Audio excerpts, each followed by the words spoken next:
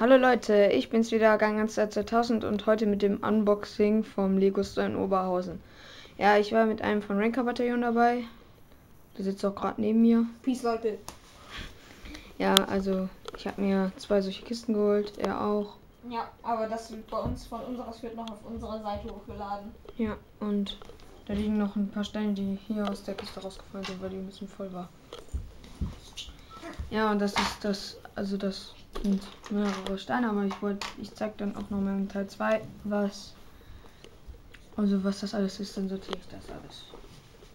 Ja, das war's auch schon wieder und dann bis zum zweiten Teil. Tschüss.